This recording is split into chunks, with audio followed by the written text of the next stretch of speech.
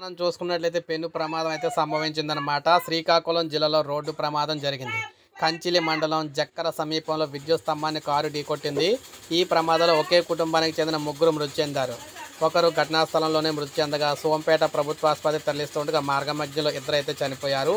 మరో ముగ్గురికి గాయాలు కూడా అయ్యాయి. వారిలో ఒకరి పరిస్థితి విషమంగా కూడా ఉంది. మొక్కు తీర్చుకునేందుకు వెళ్తూ ఉండగా ఈ ప్రమాదం జరిగిందని కుటుంబ సభ్యులు తీవ్ర విషాదంలో ఉన్నారు. ఇక వివరాల్లోకి వెళ్తే విశాఖపట్నంలోని సీతమ్మధారకు చెందిన ముత్తా వెంకట రంగ రాజేష్ కుటుంబం ఒడిశాలోని జాజీపూర్ ఆలయానికి అయితే తెల్లవారుజామున 5 గంటలకు బయలుదేరింది. భార్య లావణ్య, కుమార్తె నేహా గుప్తాతో పాటు తెలంగాణలో భద్రాచలం ప్రాంతానికి చెందిన తోడల్లుడు కదిరిశెట్టి సోమేశ్వరరావు కుటుంబంతో కలిసి రాజేష్ కారులో వెళ్లారు. ఉదయం 9 గంటల సమయంలో కంచిలి మండలం జక్కర సమీపంలో విద్యుత్ స్తంభాన్ని వారి వాహనం అయితే ఢీకొట్టింది. దీంతో లావణ్య, నేహా గుప్తా, సోమేశ్వర్ అక్కడికక్కడే చనిపోయారు.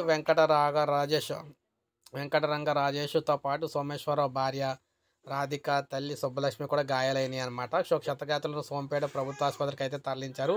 సో ఈ విధంగా కుటుంబం 2 కుటుంబాలకు సంబంధించి ప్రాణాలు అయితే పోవడం జరిగింది. ఇప్పుడే మనకు అప్డేట్ అయితే వచ్చింది. ఒక లైక్ చేయండి, అందరికీ తెలుస్తుంది. సబ్స్క్రైబ్ చేసుకోవద్దు, మన ఛానల్ సబ్స్క్రైబ్